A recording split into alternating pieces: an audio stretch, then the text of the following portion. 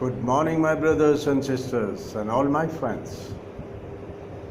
This morning, we are going to perform the divination of the womb, the divination of the woman.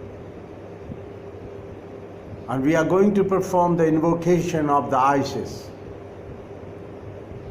the great partner, the great other half, the great other half of Lord Shiva, the Ardhanarishwara, Swarupa, the Divine Feminine.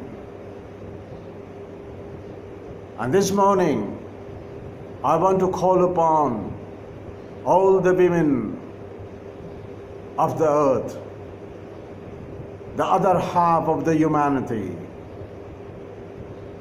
the equal half of the humanity, the Divine Feminine, the great Isis, the great Parvati, the partner of Shiva, of the Lord Ardhanarishwara, when Lord Shiva manifested half and half in his own body. And that is what it is known by the great sacred thread of the Brahmana. The sacred thread which we put on our body is the symbol of purity and the one who has performed the self-purgation. So I would like to call this as the Ardhanarishwara Janev, the sacred thread of the Ardhanarishwara vow. Like the Bodhisattva vow, this is the Ardhanarishwara vow, to remind the man and woman that we are equal and we are equal halves of the same consciousness, the great consciousness of the soul, which is the image of God. But my dear brothers and sisters, and all the spiritual people who claim to be the great masters, the rishis, the yogis, all the spiritual masters from Christian world, the Islamic world, and all the other religions, my dear brothers and sisters, when you are only man, representing the male polarity, you are only half. In your consciousness, if you don't integrate the Divine Feminine, you are half and you will never enter the heaven. Because anyone who is incomplete can never enter the heaven. So all your great tapasya and all your great disciplines and what the big talks about yoga and the spiritual uprising and the spiritual ascension to the heaven will never ever happen. You will never be able to enter the heaven, because anyone who is incomplete, who is not the complete consciousness, and the complete consciousness is the togetherness of these male consciousness and the female consciousness of the genders. We have to do and perform the great yoga of these two genders. And without performing that great yoga of these two genders, we could never become complete. As the soul, the greatest definition of the soul, to realize the Atma, to realize the soul, to realize the image of God within, is only possible when we integrate these two genders, the consciousness of the Divine Feminine and the consciousness of the Divine Male. And without integrating without performing the grand synthesis of these two genders, there is no hope. And singularly, as a male or as a female, we will never be able to enter the heaven of cosmic consciousness, the heaven of universal consciousness, the heaven of image of God, the heaven of soul, Atma, Supermatma, the great image of the Supreme Soul, which is Par Brahma, beyond the ordinary Swarupa of Lord Shiva. When Lord Shiva manifested in two equal halves of male and female, Ardhanarishwara, the great unity of these two genders. And when Lord Shiva transcends beyond the genders, then he becomes the Parabrahma, the Supreme Soul, Paramatma. So when we, as the soul, which is the path, the image of the Supreme Soul, the Paramatma, when we descend to the world of water, to earth, we get ionized in the two genders, like a sodium chloride is ionized in sodium and chloride, the separate ions, and we also do get separated in male and female polarities, the male and female genders, by the ionization performed by the world of water. This is the greatest property of water, to separate and perform the ionization. And when we separate into two genders, male and female, as the man and woman, we need to perform, each one needs to perform the grand unity of these two genders. And we have the help at hand. We have the help at hand as a man, and we have a help at hand as a woman, because singularly it will be not possible for us to realize ground to earth realization, the solid realization, the bhumikaran, to perform the earth, making the earth the solid formation from the air, like from the vapor, water gets into the liquid state and then it becomes ice in the solid state. So we have to perform the solidification of our knowledge, of our wisdom, our practical wisdom. So for a man, where is the help at hand? The help at hand is the first is the mother, the image of the mother. And the second is the image of the one who gives us a little bit of the sky, the little bit of the space, is our grandmother, our granny, who tells us the stories. And through the stories, she expands our mind.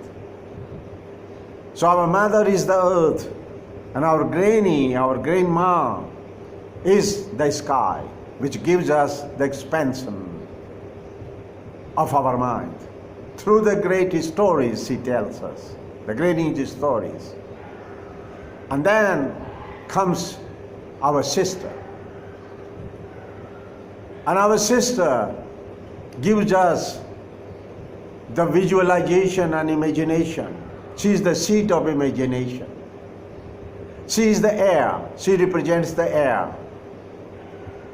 And we expand through the imagination, and that is our vegetative growth of our mind. When our mind's faculties proliferate and become big and grow into a big plant which is ready to bear the fruits. So vegetative growth is performed by our sister.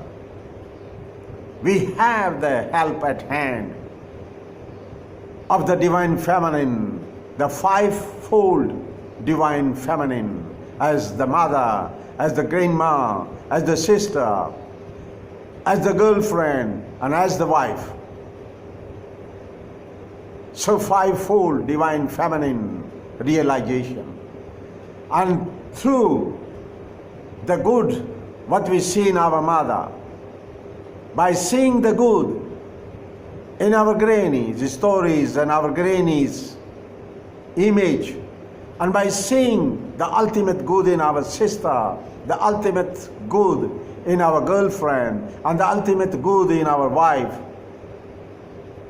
we could perform the great prayer and the puja, the great worshipping of the divine feminine as the great guru of Vivekananda, Ramakrishna Paramahansa.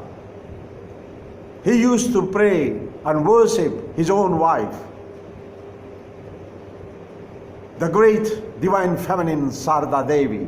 He used to pray to her and worship her as the divine feminine and the image of Mother Goddess. So we could see the best, we could see the good in these fivefold divine feminine, starting with our mother, then with our granny, the grandma, and then our sister, and then our girlfriend, and then our wife. These fivefold divine feminine worshipping. And through this realization, through this acknowledgement, through this recognition of the divine feminine, the best of the human part, the other half, and without the help of the other half, we will never be able to create heaven for ourselves. We will never be able to complete ourselves, and we will never be able to enter the heaven. No yogi, no spiritual master, and no grand pope or any Shankaracharya could ever enter the heaven without realizing the grand unity of Ardhanarishwar Swarup of Lord Seva. And they could never become the complete image of God as the soul. This is the first requirement, the groundwork one has to do to become the soul realization. And all the false prophets who talk about the soul realization without respecting the divine feminine are mistaken. And they are the false gurus who are creating confusion all over the planet with the humanity. And they are destroying the humanity. They are destroying the evolutionary urge and the evolutionary march towards the divine humanity.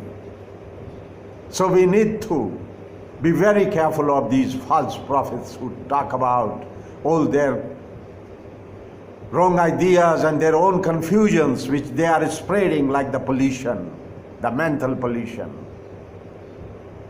the intellectual pollution, the wisdom pollution, which is the wrong wisdom.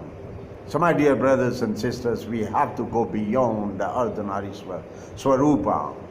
We have to perform the integration and the grand synthesis of these two genders, the male and female. And I would like to call upon the divine feminine this morning, that O great Devi, O great Mama, O great sister, O great Radha, the girlfriend, and O great Rukmani, the wife, please help us and be our guru. And every woman must integrate this fivefold Panchamahabhuta, these fivefold faculties of her mind. And every woman must perform the divination of her womb, the divination of her gender, divination of the feminine gender through performing the grand synthesis of these 5 roles she plays here on earth as the mother, as the granny, as the grandmother telling the stories, and as the great sister and the great girlfriend and the great wife. And the wife, I told you the symbols. The mother is the earth, granny is the sky, and sister is the air, and girlfriend is the water, and the wife is the fire. And in the furnace of fire, in the furnace of life, we perform the self-purgation and we perform the divination of this gold, the transmutation, that we separate the dross from the gold, the real metal. So the last is the fire, the symbol of fire. So wife is the symbol of fire, so we could reach to the absolute truth. We could reach to the pure metal. We could perform the purification, and we could leave behind the dross and perform the self-transmutation of our unity, of our synthesis, the grand synthesis and the grand yoga of these 2 genders, of Ardhanarishwar Yoga, and become the great soul back again while living in this world of the water. We could perform the great covalent togetherness of the sodium chloride by sharing the 1 electron from each other, because the sodium needs 1 electron to be satisfied, and the chloride ion needs 1 electron to be satisfied. So what they do? They marry each other in the covalent bond, and when the ion, the electron of the sodium goes through the loop, the arm of the woman, of the wife, and when the wife's electron goes through this loop of the husband, that's the covalent bond. And even while living on earth, we could be satisfied molecule. We could be satisfied couple, the divine couple, the divine Ardhanarishwar Swarupa of Shiva and Parvati. Because Shiva and Parvati, they also live like a couple together on earth as 2 separate entities, yet they are together as the divine couple, the covalent bond of grand marriage. So we could, and every man and every woman must perform this divination of their genders.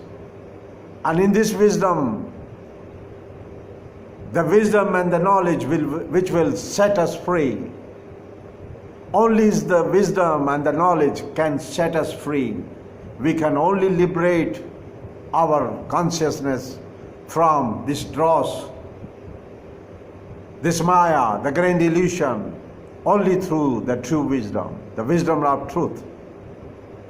And the wisdom of truth is all available thanks scientific investigations and thanks the great tradition of science and technology, thanks the great tradition of true dharma, the dharma of truth, which is science, the dharma of truth which was started in the ancient times in India by those great rishis, the honest rishis, who used to live in jungle, in forest, 2 together, as a husband and wife.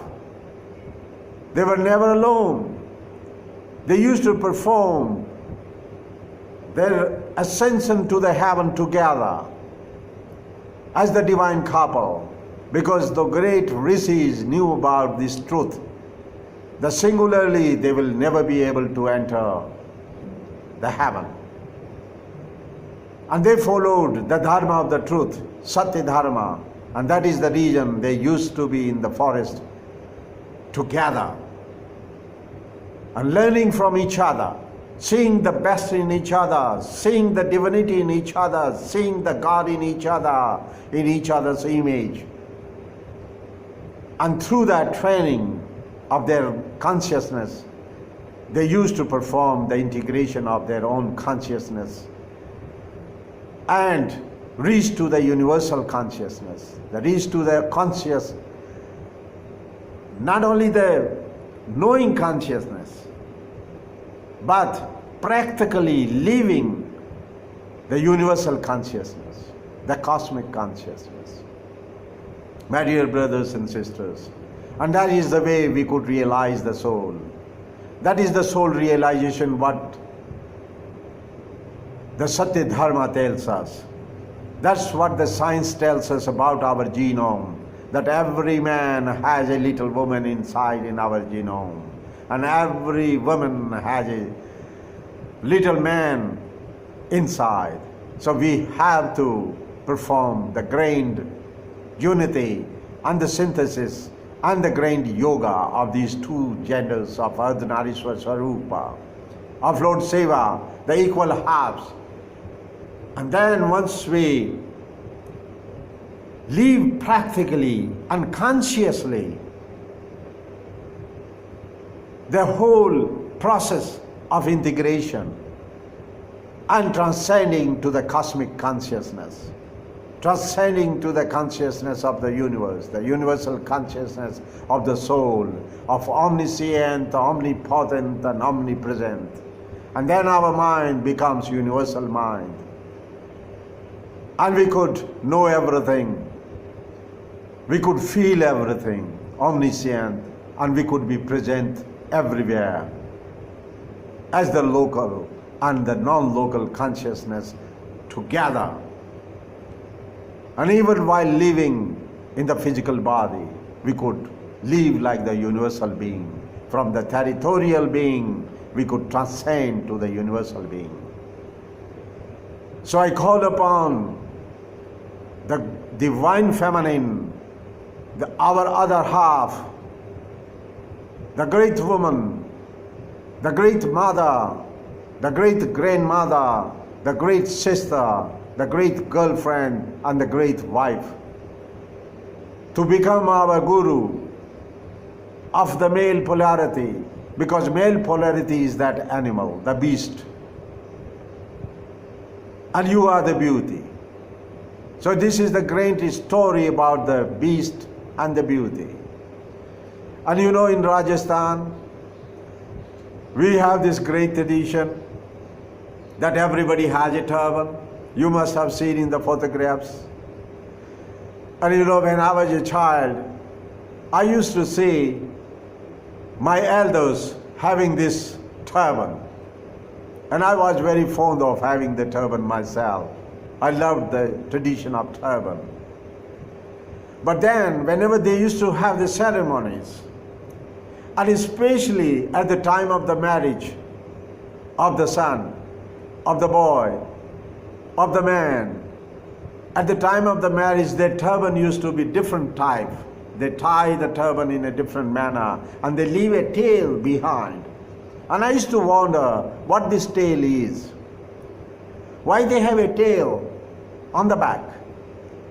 In my later years, I discovered this great tradition of having the tail only with the kings, only with the bridegroom, and only with the people who are so constipated with their ego, those male polarized, these male-dominated societies of northeastern frontier, what they call themselves the great Pathans.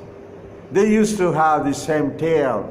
And all over the Arabia, everyone loved this tail, and everyone behaved like a beast. I'm sorry to tell you this. And when I discovered this great tradition of the tail, believe me, one day in my samadhi, I realized that all the men behave like the beast, and they all have the tail. And you know, in Rajasthan, this is the tradition, not only in Rajasthan, but all the traditional families, that the bridegroom walks in the front of the woman, the bride. So the bride walks behind the bridegroom, having this big tail of his travel. My dear brothers and sisters, it looks like he is the animal and she is the shepherd. She walks behind this beast, this animal, with the tail, and she is the shepherd. She plays the role of the shepherd. So it is said by the elders in our society, the villages, that whenever some man and the boy behaves, you could say stupid or the silly, ignorant, then they say, you better marry him and make a woman after him. God, so true. It is so true. Because in the beginning, you know, as the male polarity all over the planet going so gaga and so dancing around about that they did this and they did this. But my brothers and sisters, we have only cleared the forest. We are like the woodcutters and wood choppers, required by Mother Nature to clear the forest. And now we need the great divine feminine to create the heaven. Whenever my friends get so constipated with their pride of male chauvinist, I tell them one sentence. I'm kind to them, but I do mention this, that without the divine feminine, without the women, we all men will be existing on the trees like the naked monkeys. She gave us the clothes. She taught us how to become a farmer, how to multiply the seeds. She was the first farmer. So she is the first guru. She is the first cook. She is the one who kept the fire. She is the one who invented the fire. She is the one who is the greatest cook. And she is the one who clothed us, gave us the clothes. My dear brothers and sisters, see, we need her to help us to create heaven now. We have cleared the forest. The male polarity has already done the job and the service. Now is the time of the divine feminine in 21st century to create the heaven on earth. And we must subscribe to the subjective mind. We have played enough game of objective mind, of mathematics and the arithmetics of atom bombs and hydrogen bombs and neutron bombs. It is enough. We don't need to go any further than that through our male polarity. Because in this zeal of chopping the wood, we are so happy chopping the wood as the woodcutters and wood choppers in the forest, that we have to take Sabbath. We have to observe the Sabbath and the great fasting, that we should stop chopping the forest anymore, because we may destroy the whole ecosystem through our atom bombs and neutron bombs and hydrogen bombs. So our male polarity must take, the objective mind must take and observe the great fasting and the great Sabbath, which is required because we have grown enough vegetative growth. And as a farmer knows that if he keeps on feeding the fertilizer, the urea, and the irrigation, the plants will just grow vegetatively and there will be very little seed formation. So he stops the irrigation, he stops the fertilizer. If we must stop the fertilizer and giving irrigation to the male ego anymore. So we have to arrest the vegetative growth of this great human plant, the great human tree. If we want to transform this tree with our wisdom of experience, and we must grow this wisdom into the evolutionary wisdom, that we could transform this human tree and help this human tree through the Sabbath, through the fasting of the male ego, and perform the reproductive growth of grain formation with the help of our subjective mind through our divine feminine. And I call upon the divine feminine, the other half, to become our true guru, our first guru, and you could only help us to become the divine humanity in 21st century. So, oh great mother, oh great sister, oh great granny, oh great Radha, the girlfriend, and the oh great wife, please help us and become our greatest guru on earth of the male ego. And the male ego must